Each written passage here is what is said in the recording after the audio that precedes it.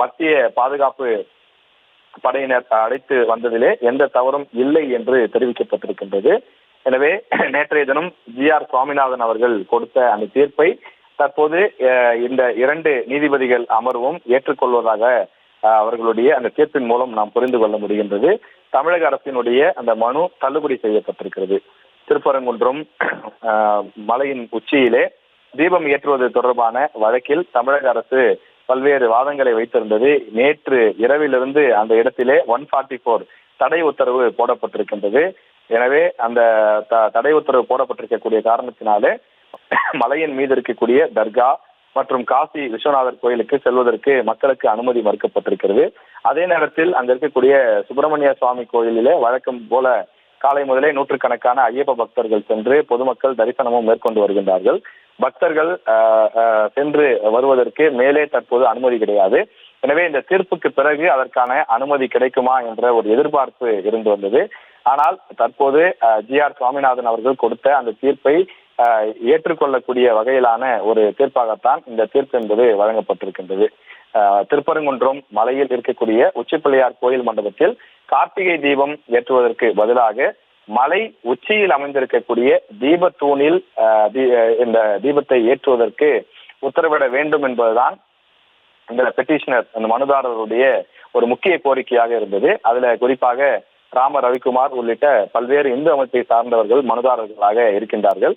சென்னை உயர்நீதிமன்ற மதுரை அமர்விலே வழக்கு தொடுத்திருந்தார்கள். இந்த வழக்கை விசாரித்த உயர்நீதிமன்ற நீதிபதி ஜி.ஆர். சுவாமிநாதன் அவர்கள் தொடர்ந்து வழக்கமான இடங்களுடன் திருப்பரங்குன்றம் மலை உச்சியில் அமைந்திருக்கக்கூடிய தீபத்தூணிலும் கார்த்திகை மகாதீபம் ஏற்ற வேண்டும் என்று அவர் உத்தரவிட்டிருந்தார்.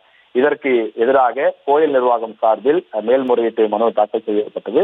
இருப்பினும் இந்த மனு விசாரணைக்கு நேற்றைய தினம் வரவில்லை. இதன் காரணமாக தனி நீதிபதி ஜி.ஆர். சுவாமிநாதன் அவர்கள் பிறப்பித்த உத்தரவின்படி திருப்பரங்குன்றம் மலை உச்சியில் இருக்கக்கூடிய தீபத்தூணில் புதன்கிழமை மாலை மகாதீபம் ஏற்றப்படும் என்று எதிர்பார்க்கப்பட்டது. ஆனால் அவ்வாறு ஏற்றப்படாத காரணத்தினாலே தொடர்ந்து மீண்டும் அதை விசாரித்தார்.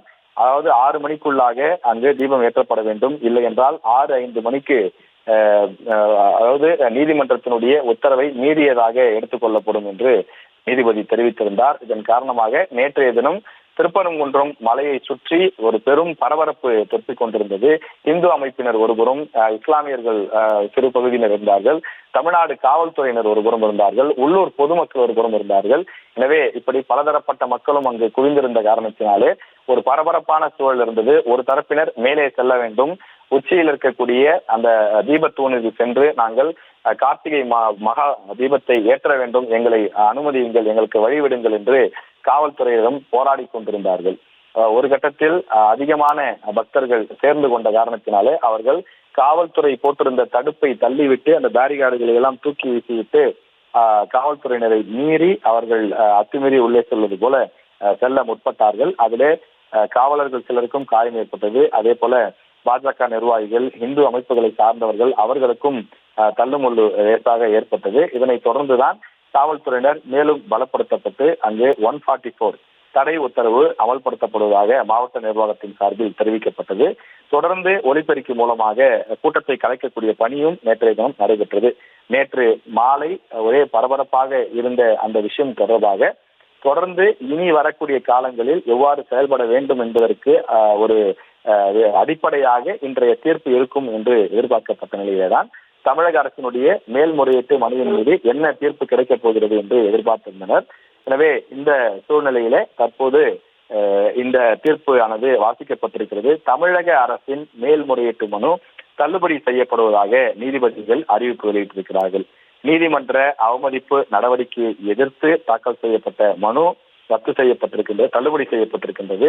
நீதிமன்ற உத்தரவை செயல்படுத்தாததிலேயே CISF அதாவது மத்திய பாதுகாப்பு படை வீரர்கள் அழைக்கப்பட்டிருக்கிறார்கள் என்பது தெரிய வருவதாகவும், எனவே அவர்கள் வந்ததில் எந்த தவறும் இல்லை என்றும் தற்போது நீதிபதிகள் தங்களுடைய தீர்ப்பிலே தெரிவித்திருக்கிறார்கள்.